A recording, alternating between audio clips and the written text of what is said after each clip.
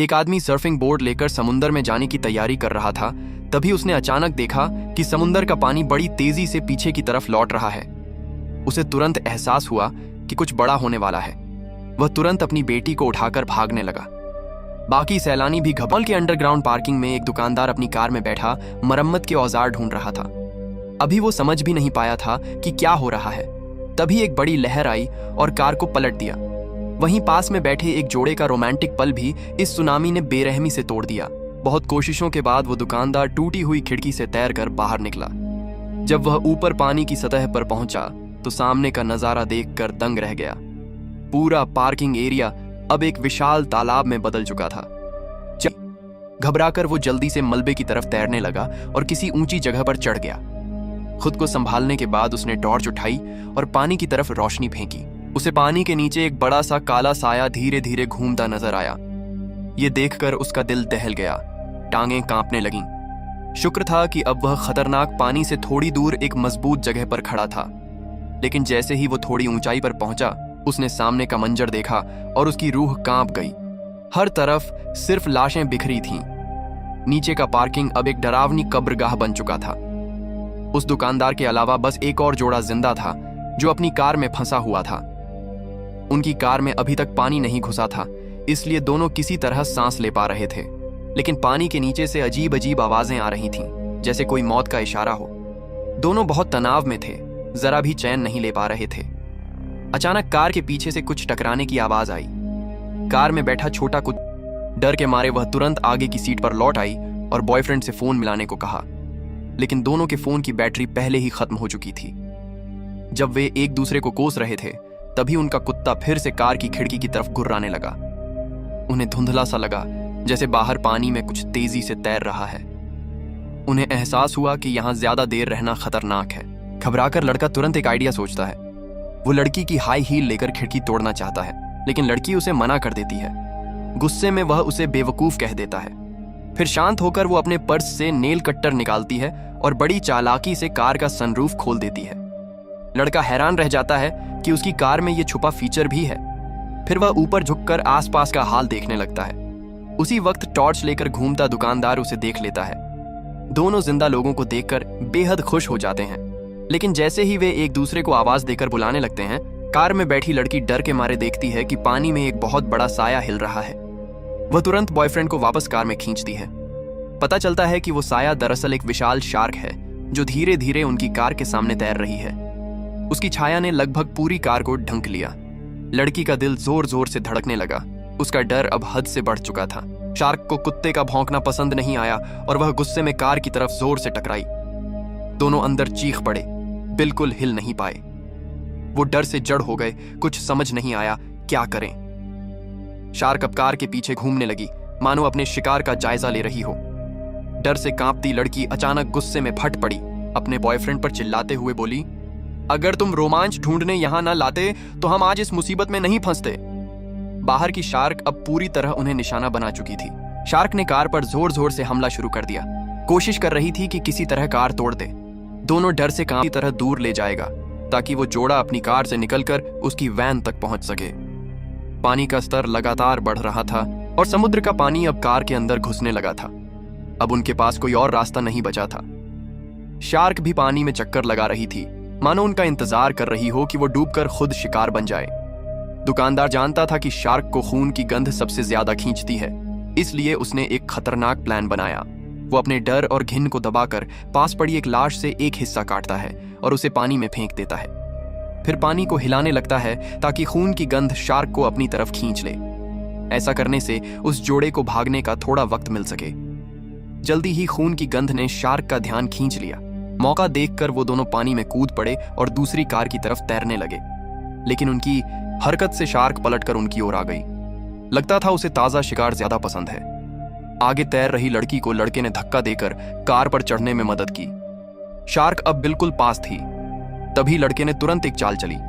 उसने अपने पास बैठे कुत्ते को पकड़कर पानी में फेंक दिया। आखिरकार दोनों किसी तरह जान बचाने में कामयाब हो गए, लेकिन कुत्ता अब नहीं रहा। ये देखकर लड़की का दिल टूट गया। वो वहीं रोने लगी, आंखों से आंसू रुक नहीं रहे थे।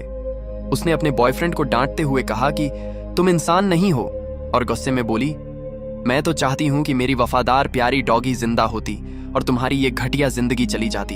ये बात सुनकर कोई भी इंसान अंदर तक हिल जाए। अगर तुम वो लड़का होते तो सुनकर तुम्हें कैसा लगता? शार्क अब पूरी तरह गुस्से में थी। अचानक वो पानी से बाहर उछली और इतनी तेज गरज के साथ आई कि दुकानदार की जान ही निकल गई। अब सबको तुरंत इस जगह से भागना था, लेकिन पार्किंग का निकलने वाला रास्ता तो पहले ही पानी और मलबे से पूरी तरह बंद हो चुका था। अब उनके पास बस एक रास्ता बचा था, सुपरमार्केट की सीढ़ियों की तरफ जाना।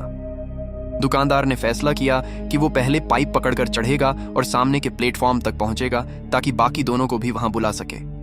वो बहुत डरते डरते धीरे धीरे रेंगने लगा। तभी अचानक नीचे से वही शार्क फिर से दिखाई दी। अब हालात बेहद खतरनाक थे। अगर वो जरा भी फिसल गया तो उसका बचना नामुमकिन था। वो डर के बावजूद अपनी पूरी ताकत लगाकर ऊपर चढ़ने लगा, लेकिन पाइप बहुत फिसलन। उसने अपने प्यारे डॉगी को गले से लगा लिया और अपने बॉयफ्रेंड की मौत को भी पल भर में भुला दिया। इसी बीच मॉल के दूसरे हिस्से में कुछ लोग किस्मत से जिंदा बच गए थे। वो सब मलबे पर चढ़कर एक अस्थायी प्लेटफॉर्म जैसी जगह पर पहुंच गए। उनमें एक आदमी था, कियोशी, और उसके साथ एक बचा हुआ शख्स जिसने एक घायल पुलिस वाले को भी बचा लिया था। लेकिन उस पुलिस वाले की एक जिद्दी बेटी भी थी जो खुद एक मुसीबत थी। वो लड़की बहुत शरारती थी, जिद्दी और हाथ भी साफ नहीं, अक्सर चोरी चकारी करती थी। इसी वजह से बाप बेटी के रिश्ते हमेशा तनाव में रहे, जैसे दुश्मनी हो। लेकिन इस सुनामी की तबाही ने दोनों के बीच की सारी दीवारें तोड़ दी। आखिर जब मौत सामने खड़ी हो तो किसी के चॉकलेट चुराने की क्या अहमियत रह जाती है। अब सब लोग मलबे पर चढ़कर ऊपर की तरफ जा रहे थे, जैसे किसी छोटे द्वीप पर शरण ले रहे हों। कियोशी की नजर पानी में एक लड़की पर पड़ी। उसका नाम था टीना। वो थकी हुई, टूटी हुई हालत में तैर रही थी। उसका चेहरा देखते ही वो पुरानी यादों में चला गया, क्योंकि टीना उसकी पुरानी मंगेतर थी। वक्त जैसे ठहर गया, दोनों की नजरें मिलीं। कियोशी ने बिना सोचे समझे अपना हाथ बढ़ाया और उसे ऊपर खींच लिया। दोनों अब एक सुरक्षित प्लेटफॉर्म पर थे। पानी लगातार ऊपर बढ़ रहा था और सबको पता चल गया था कि पूरा शहर अब डूब चुका है। मदद आने में बहुत वक्त लगेगा, इसलिए सबने मिलकर सोचना शुरू किया कि खुद को कैसे बचाया जाए। कियोशी पहले कोस्टल रेस्क्यू टीम में लाइफगार्ड था। एक बार टीना की सगाई की रात वो बहुत ज्यादा नशे में थी, इसलिए उसके भाई को उसकी जगह समुद्र में जाकर रूटीन चेक करना पड़ा। लेकिन उस रात समुद्र में एक विशाल शार्क आ गई थी और उसने टीना के भाई को मार डाला। उस हादसे ने कियोशी और टीना दोनों की जिंदगी बदल दी। कियोशी गहरे अपराध बोध में जीने लगा। उसने नौकरी छोड़ दी और इस मॉल में एक मामूली कर्मचारी बन गया। टीना भी अपने गम से दूर जाने के लिए दूसरे देश चली गई। 1 साल बाद जब वो वापस ऑस्ट्रेलिया लौटी तो उसके साथ एक नया बॉयफ्रेंड था। जब सब लोग सुनामी के बाद बचने के रास्ते पर चर्चा कर रहे थे तो कियोशी ने कहा कि बस 2 रास्ते खुले हैं, मॉल का आगे का गेट या पीछे का गोदाम। टीना ने तुरंत कहा कि वो अपने नए बॉयफ्रेंड के साथ आगे का रास्ता देखेगी। कियोशी का दिल टूट गया, लेकिन उसने कुछ नहीं कहा। उधर एक आदमी जो पहले मॉल में डकैती करने आया था, अब सबके साथ फंसा हुआ था। पुलिस वाला उसे शक की नजर से देख रहा था, लेकिन असल में आखिर तय हुआ कि मॉल के सिक्योरिटी गार्ड जाकर देखेंगे कि गोदाम का रास्ता खुला है या नहीं। जब वो वहां पहुंचे तो पता चला कि सारे दरवाजे मलबे और चीजों से बंद हो चुके हैं। वो तीनों वापस लौट रहे थे कि तभी अचानक पानी में कुछ अजीब सा हिलने लगा। एक रहस्यमयी परछाई जो धीरे धीरे उनकी तरफ बढ़ रही थी। सबकी नजरें उसी पर टिक गईं। कियोशी ने उसे देखते ही कुछ गलत होने का एहसास कर लिया। अपने सालों के समुद्री बचाव के अनुभव पर भरोसा करते हुए उसने फौरन कहा कि पानी में जानलेवा खतरा छिपा है और सबको तेजी से पानी से दूर हटने को कहा। कियोशी का इतना चिंतित होना देखकर टीना ने अपने प्रेमी के साथ जिंदगी गंवाने की हिम्मत करके पास के माल के शेल्फ तक जोर जोर से तैरकर पहुंचा। आखिरकार कियोशी की मदद से दोनों सुरक्षित रूप से शेल्फ पर वापस आए, पर पास में खड़ा एक सुरक्षा गार्ड अब भी बेपरवाह पानी में ही बैठा रहा। उसे समझ नहीं आया। उसने अभी पूछना ही था कि क्या हुआ, तभी अचानक पानी के नीचे से एक जबरदस्त और अनकही ताकत ने उसे खींचा और पानी में घसीट लिया। जब वह फिर से संघर्ष करके पानी से बाहर निकला तो चारों तरफ पानी लाल हो चुका था। सुरक्षा गार्ड दर्दनाक चीखें निकालने लगा। यह नजारा सभी के रूह कांपाने वाला था। पानी में कुछ अज्ञात प्राणी उसे हमला कर रहा था। लोग देखकर हिल गए कि वो सुरक्षा गार्ड किसी अनजानी जीव द्वारा शेल्फ के पास तक खींचा जा रहा है और मदद की पुकार कर रहा है। वहीं जेमी तुरंत उस तक पहुंचकर हाथ फैलाता है, पर जैसे ही उसने छुआ, सुरक्षा गार्ड का शरीर अचानक ढीला पड़ गया और मानो एक कठपुतली की तरह गिर पड़ा। तभी सबको समझ आया, बदकिस्मत सुरक्षा गार्ड को पानी में बसे उस भयानक प्राणी ने चीर फाड़ दिया था। पर सबको सोचने का समय भी न मिला कि दूर पानी में अचानक एक काला साया तेजी से नजर आया और सीधे शेल्फ से टकराया। एक महिला कर्मचारियन गिर पड़ी, पर सौभाग्य से बाकी लोग झट से उसका हाथ पकड़कर पानी से बाहर निकाल लाए। उस अज्ञात जीव का बड़ा सा सिर धीरे धीरे पानी से बाहर आया और लोग डर से कांपते हुए ऊपर झुककर पानी में देखने लगे। दिखाई दिया कि पानी में असाधारण बड़ा सफेद शार्क तैर रहा है। स्पष्ट था कि सुनामी ने एक बड़े सफेद शार्क को मॉल के अंदर तक ला दिया था। उसकी पीठ की पहचान से पता चला कि यह लगभग 6 मीटर लंबा बड़ा सफेद शार्क है। उसकी विशाल कदकाठी किसी वयस्क इंसान को एक टुकड़े में निगलने के काबिल थी।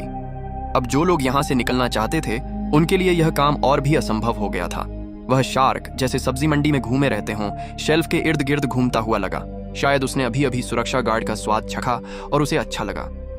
अब वह शेल्फ पर खड़े उन 2 पांव वाले जीवों को भी खाने के काबिल समझकर वहीं अटा हुआ था, हटा नहीं रहा था। उसी समय ऊपर से जोरदार कंपकंपी हुई और ऊपर की कट टू हुई हाई वोल्टेज बिजली की तारें अचानक नीचे गिर पड़ी। बार बार चिंग चिंग करते हुए तारों से स्पार्क उड़ रहे थे। वे स्पार्क पानी की सतह के बहुत पास आ रहे थे और लोग देखते ही सिहर उठे। अगर ये तार पानी में गिर भी गए तो पूरा इलाका जा हो जाएगा, कोई भी बचकर नहीं निकलेगा। अब सबसे जरूरी काम था बिजली बंद करना। इलेक्ट्रिक पैनल का मुख्य स्विच सामने की स्टोर रूम में था, पर उसे बंद करने के लिए किसी को पानी पार करके जाना पड़ेगा। और पानी के नीचे तो एक भूखा खूनी विशाल शार्क घूम रहा था जो कभी भी घात कर सकता था। सब लोग खामोश हो गए। तभी क्यूशी आगे आया और खुद ही जोखिम उठाकर तैर कर जाकर स्विच बंद करने की ठानी। पर उसकी पूर्व प्रेमिका टीना अचानक सामने आकर उसे रोकने लगी। टीना डर रही थी कि उसके हाथों पर जख्म है और खून से शार्क आकर्षित हो सकता है। साथ ही वह अपने पुराने प्रेमी को खोने से भी डरी हुई थी। पर फिर टीना ने एक तरीका सोचा। सबको लगा यह योजना बेवकूफी भरी है, पर उसने अपने नए बॉयफ्रेंड से यह खतरनाक काम करने को कह दिया। नया बॉयफ्रेंड सचमुच स्तब्ध रह गया। उसके दिमाग में एक ही सवाल था कि ऐसा खतरनाक काम मॉल के कर्मचारियों का नहीं होना चाहिए। उसने यहाँ का बाथरूम भी नहीं ढूंढा था, पर टीना की ठान मंजूर थी। वह हार मानने वाली नहीं थी। उसकी दृढ़ता के सामने सबकी निगाहें उस चुने हुए पुरुष पर टिक गईं। उनकी नजरों में उम्मीद भी थी, तरसी भी, और शायद एक छोटी सी शौर्य की भावना भी, मानो यह कोई वीर गति है।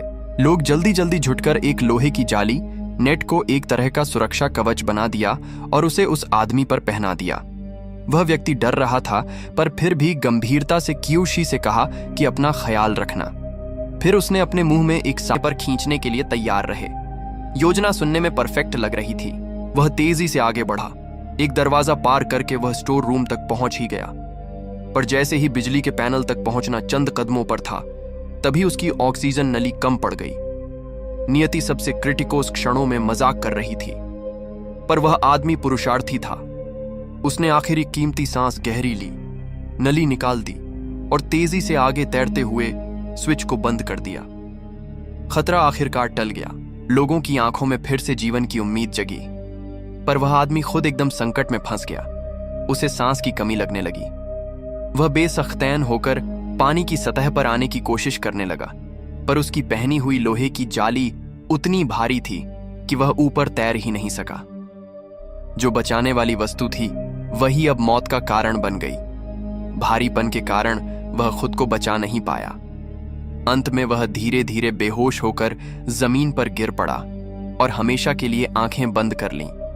एक वीरतापूर्ण दुखद अंत के साथ दुनिया से विदा हो गया। यह नजारा देखकर टीना बुरी तरह टूट गई। वह चीखते हुए रोने लगी। उसके सीने में अपार पछतावा और आत्मदोष भर गया। वह शेल्फ पर हाथ मारते हुए बार बार यही कहती रही, यह सब मेरी वजह से हुआ। उसका दुख लहर की तरह सब पर फैल गया और हर जीवित वक्त बचा व्यक्ति मौन होकर नमन करने लगा। नायक के बलिदान के लिए शोक व्यक्त किया और साथ ही अपनी अस्थायी सुरक्षा पर हल्की सी राहत महसूस की। दोस्तों, यह देखकर क्या आप भी कुछ मिलीजुली भावनाएं महसूस कर रहे हैं? इस नतीजे की जिम्मेदारी किस पर है? टीना के फैसले पर या किस्मत पर? क्या उस नए बॉयफ्रेंड की कुर्बानी को कैसे आंका जाए? आप अपने विचार कमेंट में छोड़ सकते हैं।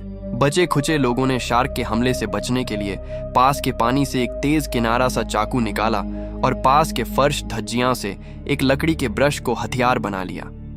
वह लड़की जिसे उसने बचाया था अब उस व्यक्ति के लिए एक तरह की स्नेह भावना महसूस कर रही थी।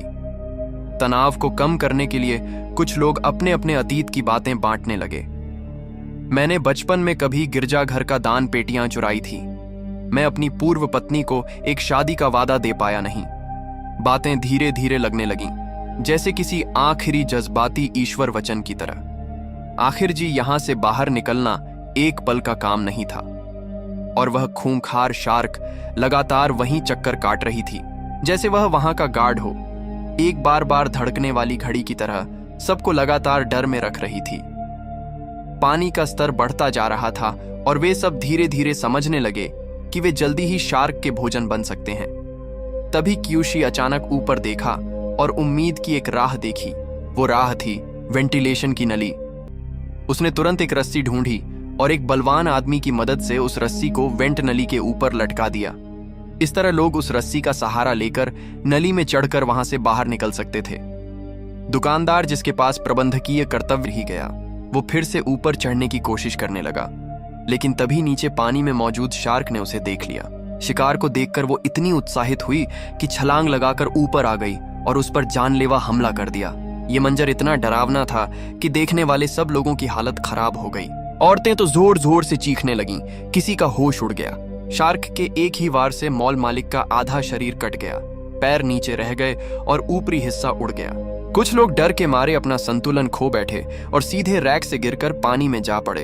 हालात बेहद खतरनाक हो गए थे। उसी वक्त ताकतवर आदमी जुआंग हान ने समझदारी दिखाते हुए उस मालिक के बच गए आधे शरीर को पानी में धकेल दिया ताकि शार्क का ध्यान उसी तरफ चला जाए और वो गिर चुके साथी चांग माओ को बचा सके। इस तरह उन्होंने उसे बचा तो लिया, लेकिन एक और जिंदा इंसान को खो दिया। जुआंग हान जानता था कि अब अगर कुछ नहीं किया गया तो सबकी मौत पक्की है। वो बोला, अब हमें खुद कुछ करना होगा। जब तक ये शार्क जिंदा है हम में से कोई नहीं बचेगा। फिर उसने नजर घुमाई और दूर रखे कच्चे सुअर के मांस और मछली पकड़ने वाले लोहे के हुक को देखा। धीरे से बोला, अगर हम वो मांस और हुक ले आएं तो हम एक जाल बना सकते हैं। मांस को हुक पर टांग देंगे ताकि शार्क उसे खा ले। जैसे ही वो हुक को निगलेगी, लोहे का कांटा उसके मुंह में फंस जाएगा और वो बच नहीं पाएगी। तब हम उल्टी दिशा से भाग निकलने की कोशिश कर सकते हैं, लेकिन वो मांस लाने के लिए किसी को अपनी जान जोखिम में डालनी थी। कोई तो पानी में तैरकर उस पार जाएगा। क्यूशी, यानी वो लाइफ गार्ड वाला लड़का, तुरंत आगे बढ़ा और बोला, मैं जाऊंगा। मगर तभी पुलिस वाले ने उसे रोक लिया। उसकी टांग घायल थी पर फिर भी बोला, मैं जाऊंगा, ये मेरा फर्ज है। कम से कम मैं अपनी बेटी के लिए कुछ तो कर सकता हूं ताकि वो जिंदा रह सके। जाने से पहले उसने क्यूशी से कहा, कृपया मेरी बेटी की हिफाजत करना। ये बात किसी आखिरी वसीयत जैसी लग रही थी।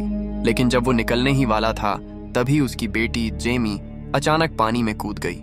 उसने कुछ नहीं कहा, बस सीधे कूद पड़ी और पूरी ताकत से दूसरी तरफ तैरने लगी, क्योंकि वो जानती थी कि अगर उसके जख्मी पिता वहां जाते तो कभी वापस नहीं आ पाते। पानी में हलचल सुनकर शार्क ने भी उस तरफ तैरना शुरू कर दिया। जेमी की जान खतरे में थी। बाकी लोग रैक पर खड़े होकर जोर जोर से आवाजें करने लगे ताकि शार्क का ध्यान बढ़ जाए, लेकिन शार्क बिना रुके उसी तरफ बढ़ती रही। आखिरी पल में जेमी तेजी से पास के काउंटर में घुस गई और छिप गई। शार्क उसके पीछे आई, लेकिन उसे नहीं देखा। वो वहीं पास में मंडराने लगी। फिर जेमी ने पास रखा हुआ मीट हथौड़ा उठाया और शार्क के सिर पर जोर जोर से मारने लगी। शार्क को उम्मीद नहीं थी कि ये लड़की इतनी तेज और गुस्से वाली निकलेगी। वो दर्द से तड़प उठी और पलटकर भाग गई। जेमी ने मौका देखकर जल्दी से ऊपर रैक पर चढ़ गई, कच्चा मांस और लोहे का हुक उठाया और जुआंग हान द्वारा फेंकी गई रस्सी पकड़कर वापस लौटने लगी। लेकिन तभी शार्क ने पलटवार किया और पीछे से हमला करने की कोशिश की। फिर भी जुआंग हान ने पूरी ताकत लगाकर उसे ऊपर खींच लिया और इस तरह वो बाल बाल बच गई। जेमी ने अपने बॉयफ्रेंड को मौत के मुहाने से खींच लिया। उसी वक्त उसने देखा कि जिस कार पर वो खड़े थे वो उसके पापा की ही गाड़ी थी। उसने जल्दी से क्यूशी को उठी, लेकिन अभी भी जिंदा थी। उधर जुआंग हान ऊपर इलेक्ट्रिक केबल तैयार कर रहा था। क्यूशी और बाकी लोग भी खिड़की के रास्ते वहां पहुंच गए। अब सारे बचे हुए लोग एक जगह इकट्ठा हो गए थे। जुआंग हान ने सबको कहा, तुम सब पानी से ऊपर रहो, मैं अब बिजली चालू करने वाला हूँ। लेकिन जैसे ही वो बोल ही रहा था, भूकंप जैसा झटका आया। सुनामी के असर से पूरी इमारत हिलने लगी। छत से सीमेंट के टुकड़े गिरने लगे, लेकिन चमत्कार ये हुआ कि किसी को चोट नहीं लगी। जैसे ही झटका खत्म हुआ, सबने राहत की सांस ली, लेकिन असली खतरा अब आने वाला था। वो शार्क जो पहले फंसी हुई थी अब आजाद हो चुकी थी। वो बिजली की रफ्तार से उनकी तरफ भागी। बदला लेने के लिए, कियोशी ने चिल्लाकर कहा। जुआंग हान, पानी से दूर हटो। डकैत भी घबराकर बिजली की तार पकड़े ऊपर चढ़ने लगा। वो किसी तरह बच तो गया, लेकिन अब शार्क ने सीधा कियोशी को निशाना बनाया। कियोशी ने बिना डरे अपनी शॉटगन उठाई और फिर से शार्क पर गोली चलाने की कोशिश की, लेकिन इस बार बंदूक जाम हो गई। उसने तुरंत बंदूक फेंकी और सिर के ऊपर की लोहे की पाइप पकड़ ली। फिर उसने खुद को उल्टा लटकाया, जैसे कोई सर्कस का करतब हो। इसी हालत में दौड़ गई। शार्क बुरी तरह कांपने लगी। उसका पूरा शरीर झटकों से भर गया और कुछ सेकंड में वो बेहोश होकर पानी में गिर गई। देखा, पूरा शहर तबाह हो चुका था। हर तरफ टूटी इमारतें, बर्बादी और सन्नाटा था। लेकिन तभी उन्होंने देखा, आसमान में कुछ रेस्क्यू हेलीकॉप्टर उड़ते हुए उनकी तरफ आ रहे थे। सबकी आंखों में उम्मीद की किरण चमक उठी। आखिरकार वो बच गए थे। इस मौत और जिंदगी की लड़ाई में हर इंसान ने कुछ ना कुछ खोया और कुछ नया पाया। कियोशी और टीना फिर से एक हो गए। पुराने गम मिट गए। जुआंग हान को भी प्यार मिल गया। अब वो मॉल की उस सेल्स गर्ल के साथ था। जेमी और उसका बॉयफ्रेंड भी इस हादसे के बाद और करीब आ गए। सबसे हैरान करने वाली बात यह थी कि बूढ़ा पुलिस वाला भी आखिरकार गोल्डन बालों वाली उस औरत के साथ जुड़ गया। जिंदगी के आखिरी पड़ाव में उसे भी प्यार मिल गया। किसने सोचा था कि एक सुनामी बंद लोहे के बक्से जैसा हो गया था, जिसके अंदर मौत और हिम्मत दोनों की कहानी चल रही थी। कुछ लोग जो पहले एक दूसरे से बिल्कुल अनजान थे, अब एक साथ मौत का सामना कर चुके थे। उन सब ने इंसानियत का असली मतलब सीखा। कियोशी और टीना ने अपने पुराने गम मिटा दिए। डकैत ने भी अपने गुनाहों पर पछतावा किया। वो सब जो पहले अलग अलग थे, अब एक नई जिंदगी के साथ फिर से जी उठे। आखिर में पता चला, कभी कभी बड़ी तबाही इंसान के दिल में छिपे डर और नफरत को भी धो देती है, और जब दिल साफ हो जाता है तो शायद वही असली नया जन्म होता है।